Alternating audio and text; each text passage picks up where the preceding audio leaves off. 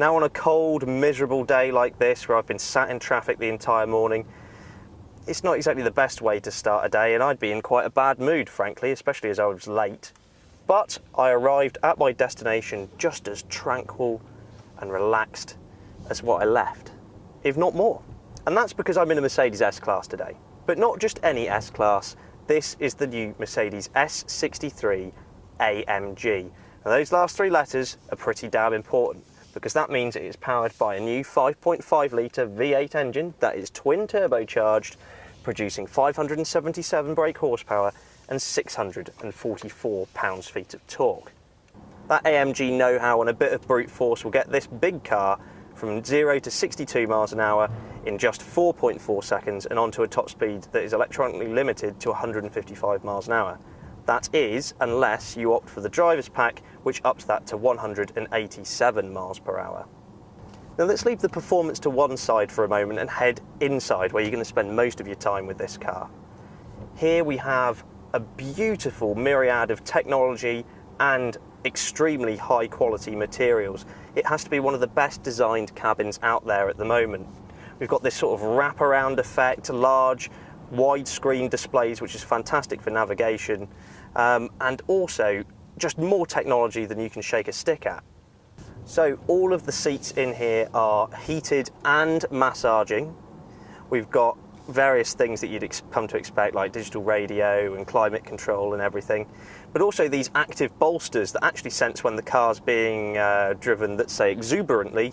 It tightens the bolsters around you to stop you from falling all over the place. That said, if you activate the AMG ride control, the car actually angles itself into a corner to minimise the amount of sloshing around that's going on. Whilst the active suspension system is great from a performance standpoint, in terms of comfort, that's where it really comes to life, because there's a camera up here that spots potholes and imperfections in the road, and the suspension adjusts the very nanosecond the car hits the imperfection, meaning that you have one of the silkiest smooth rides of any car I have ever driven. I mean, that was quite a big pothole and it's just almost entirely ironed it out.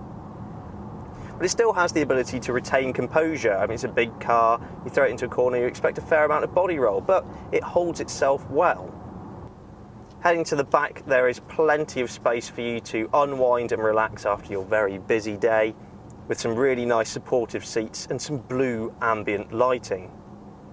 There's plenty of space in the boot as well for your golf clubs if you decide to go for a round or two. But to be perfectly honest, this Mercedes S63 AMG begs somebody to come and sit in the driver's seat that is going to use it, because despite its size and weight, it handles really well. There's lots of grip, and that power is just absolutely relentless. It's so intoxicating. You find yourself having little bursts of acceleration any time that there is an open stretch of road. I mean, you almost feel like having a little Darth Sidious moment of go, turn to the dark side, and then you too can have unlimited power!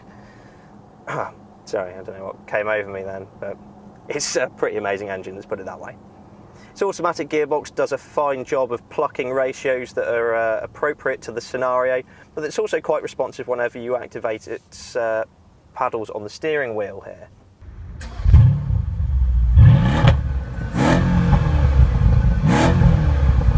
And it sounds absolutely fantastic. Those quad exhausts at the back sound like they're attached to the mouth of some mythical beast.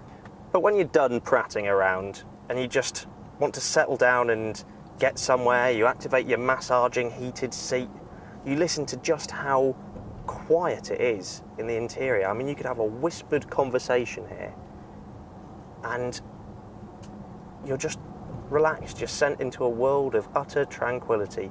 That's what this car is all about. Mercedes-Benz have really thrown the kitchen sink at it, and arguably it's one of the most complete engineering examples on four wheels. I'm not exaggerating here. This car is so nearly flawless. It's very clear that Mercedes engineers never said that'll do at any point. Everything was engineered as best as physically possible, and if it wasn't good enough, then they found another alternative. And it just feels like this car's execution is so thorough. There's not a stitch out of place. Every piece of aluminium looks costly. It's all fabricated around you. You're sort of cocooned with this high center console, this little touchpad and scroll wheel that gets you through the infotainment system. You just feel like it's an expensive car. I mean, it is an expensive car. It starts at just under £120,000 without options, but it actually feels worth it. So many top-end cars you drive and you go, is it really worth the money?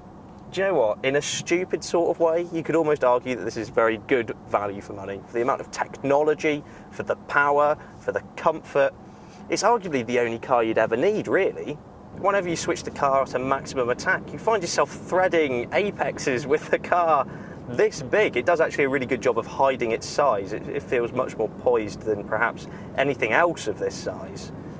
But I think my only gripe is, particularly when the road's a bit greasy like today, you put your foot down, it struggles to put that torque down, and the electronic sort of countermeasures have to intervene a little bit. Obviously you can turn that all off and you get a little bit of sideways action. Its length obviously helps you manage that much easier. But it is just incredible, this motor. I mean, all of that power to the rear wheels, nice big wide tyres. You've got excellent brakes as well, great big disc brakes that will stop the car just as quickly. And of course, wafting around town, you do have that almost benevolent feeling as you cruise and see these other peasants walking, or God forbid, taking the bus, whilst your three-pointed star sits very proudly at the end of the bonnet. And you feel like you're special, you're part of the upper ranks. But even more so than the standard S-Class, you have a weapon under the bonnet. This car is like a nuclear warhead wrapped in a posh cigar tube. It's got all of the grown-up businessman character on the outside, but put your foot down and unleash this animal and you will soon find out what AMG is all about.